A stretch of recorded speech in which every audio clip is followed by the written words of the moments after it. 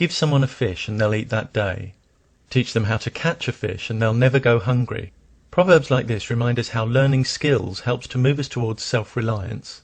This is never more true than with critical thinking. Memorize the solution to a problem and you may master that particular problem.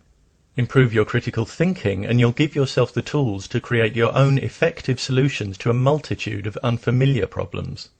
Critical thinking refers to a diverse range of intellectual skills and activities concerned with evaluating information as well as our own thought in a disciplined way.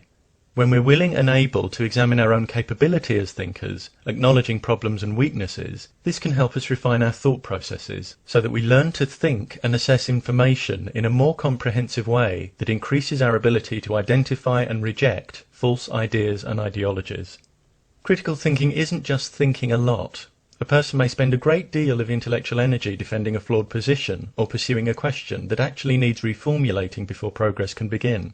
If they never examine possible flaws and biases behind their approach, that's not thinking critically. We must want to be better at thinking, to pinpoint and minimize any biasing influence on our thought from culture and upbringing, to seek out and be guided by knowledge and evidence that fits with reality, even if it refutes our cherished beliefs. Indeed, when we think critically, beliefs tend not to be cherished, but held on the understanding that if they're shown to be unfounded, a change of position is the most appropriate response.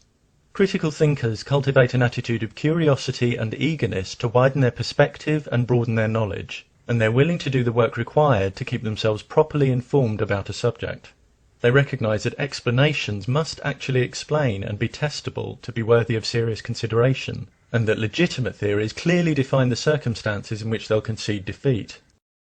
Critical thinking embraces skepticism. Skepticism doesn't mean an indiscriminate rejection of ideas, as some mistakenly believe. It refers to doubting and suspending our judgment about claims with which we're presented, so that we don't simply accept claims which might be unjustified, but first take the time to understand them, examining the reasoning and possible assumptions and biases behind them.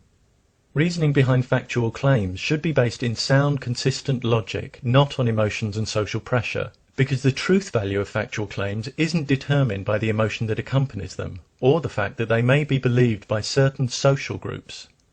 Sometimes people try to persuade us that reason has no value, but that's an untenable position. Arguing against reason is cutting off the branch on which you sit, using the very thing you're dismissing in order to construct a case against it. Reason has an intrinsic role in the decisions and judgments we make as we negotiate our way through life, whether they be momentous or trivial. If a particular line of reasoning is flawed, what will increase our understanding? Dismissing the value of reason or looking honestly at the flaws? A lack of respect for reason or evidence, or any number of obstructive character traits, will sabotage one's capacity for critical thought. One of the biggest barriers to critical thinking is an unwillingness to see complex issues in anything other than black and white terms. If one sees only two options when more exist, this constitutes a false dichotomy. Consciousness is often presented as something that's either an eternal immaterial entity or reducible and identical to brain states, when in fact there are various other positions. Many divide people into those who accept evolution and those who believe in specific gods, when these categories are not mutually exclusive. If we think in false dichotomies, we'll tend to draw false conclusions. For example, by judging that if option A is false, option B must be true. We may also misrepresent others by wrongly assuming that if they don't hold attitude X, they must hold attitude Y. Black and white thinking often reflects an underlying reluctance or refusal to deal with the uncertainty that results from complexity and an absence of definite answers. But leaping to flawed conclusions because you can't tolerate the ambiguity of not knowing is not about truth or curiosity, but comfort. The critical thinker can handle uncertainty, preferring to be aware of their own areas of ignorance, and they can wait for valid evidence and evidence-based answers.